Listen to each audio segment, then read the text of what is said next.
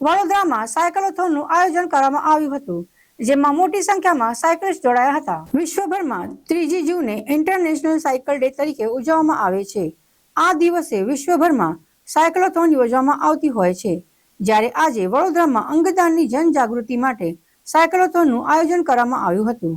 અંગદાન ચેરિટેબલ ટ્રસ્ટના માર્ગદર્શક દિલીપભાઈ દેશમુખ તેમજ ભારતીય જનતા પાર્ટીના યુવા મોરચા વડોદરા જિલ્લાના પ્રમુખ દક્ષિત બ્રહ્મભટ્ટ સહિત ઇન્ડિયન મેડિકલ એસોસિએશન વડોદરાના પ્રેસિડેન્ટ ડોક્ટર મિતેશભાઈ શાહના પ્રયત્નોથી સાયક્લોથોનનું સફળ આયોજન થયું હતું, જેમાં 500થી વધુ સાયકલિસ્ટ જોડાયા હતા. નવલખી મેદાનથી શરૂ થયેલી સાયક્લોથોનનું વહેલી સવારે શહેરના રાજમાર્ગો લગભગ 15 કિલોમીટર ફરીને પરત નવલખી મેદાનમાં સમાપ્ત થઈ હતી.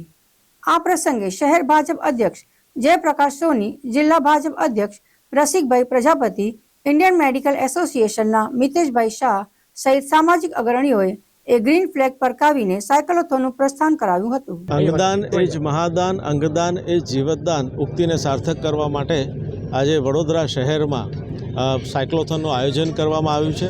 આ સાયક્લોથોનનું સંપૂર્ણ આયોજન આપણા લોકપ્રિય સાંસદ શ્રી હેમાંગભાઈ જોશીની નેતૃત્વમાં થયેલું છે. અંગદાનના જે પ્રણેતા છે કે જેમને અંગદાનની મૂવમેન્ટ એક એવા લેવલ પર લઈ ગયા છે કે આજે લાખો લોકોના જીવન બચી રહ્યા છે, એવા શ્રી રિસ્પેક્ટેડ દિલીપ દેશમુખ દાદા આજે આપણી વચ્ચે ઉપસ્થિત છે. એમની આગેવાનીમાં પણ આજે અંગદાન મહાદાનની સાયક્લોથોનનું આજે નવલખી ગ્રાઉન્ડથી શુભારંભ કરવામાં આવ્યો છે. 40 મિનિટની આ સાયક્લોથોન છે. 14.8 કિલોમીટર આજે કવર કરવામાં આવશે. નવલખીથી સ્ટાર્ટ થઈ અને નવલખી એ રિટર્ન થશે.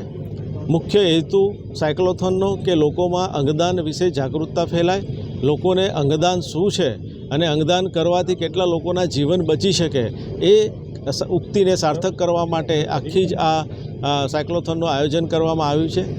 મનુષ્ય શરીરમાંથી 8 અંગોનું નોર્મલી આપણે અંગદાન કરી શકીએ છીએ.